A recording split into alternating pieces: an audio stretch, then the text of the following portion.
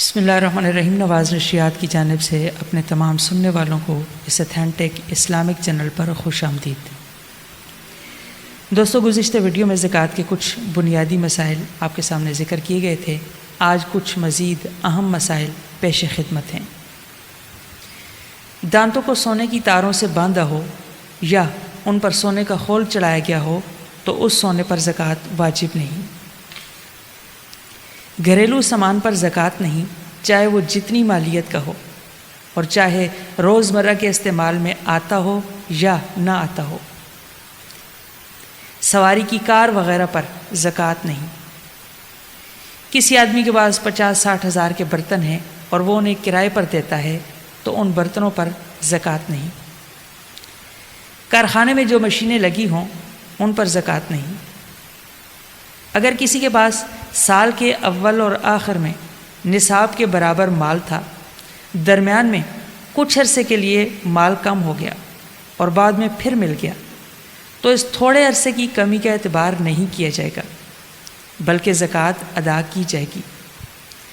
البتہ اگر سارے کا سارا مال ختم ہو گیا اور پھر دوبارہ حاصل ہوا تو جس وقت دوبارہ مال ملا اس وقت سے سال کا حساب لگایا جائے گا۔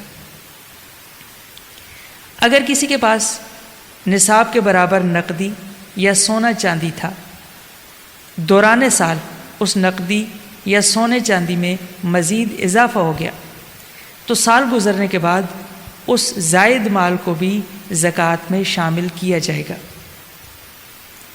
زکوٰۃ کی ادائیگی کے لیے شرط یہ ہے کہ زکوٰۃ دیتے وقت متصل ہی زکوٰۃ کی نیت کر لی جائے، یا جو رقم زکوٰۃ کی بنتی ہے اسے علیحدہ کرتے وقت زکوٰۃ کی نیت کر لی جائے۔ اگر مستحق کو رقم دیتے وقت زکوٰۃ کی نیت نہیں کی تو جب تک وہ مال اس کے پاس ہے اس وقت تک زکوٰۃ کی نیت کی جا سکتی ہے، لیکن جب اس نے مال خرچ کر دیا تو اس کے بعد نیت کا اعتبار نہیں ہوگا، پھر سے زکوٰۃ ادا کرنا ہوگی۔ اگر زکوٰۃ کی نیت سے مال علیحدہ کر کے رکھ لیا تھا کہ جب کوئی مستحق ملے گا اسے دے دوں گا، لیکن جب مستحق کو رقم دی اس وقت نیت کرنا بھول گیا تو بھی زکوٰۃ ادا ہو جائے گی۔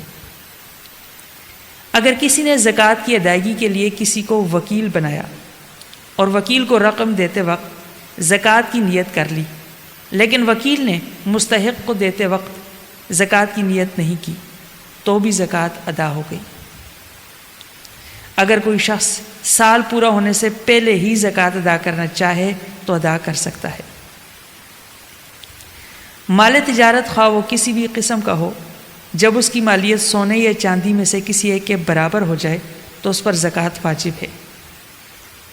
یاد رہے کہ مال تجارت وہ مال کہلاتا ہے جسے سوداگری کی نیت سے خریدا گیا ہو اور یہ نیت باقی ہو۔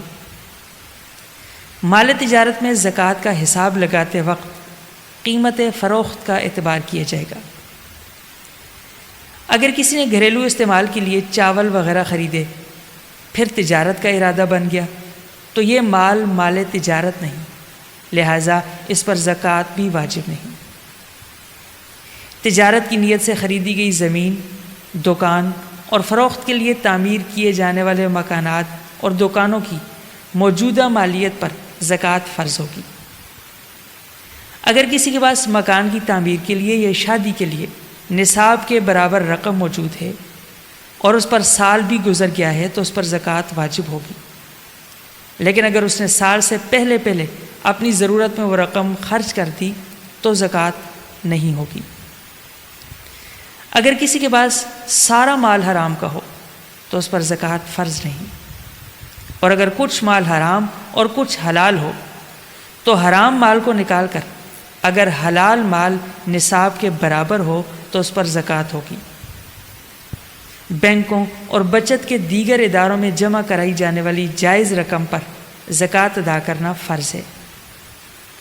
اگر کمپنی کے شیئرز خریدے ہوئے ہوں تو ان کی موجودہ قیمت پر زکوٰۃ فرض ہوگی۔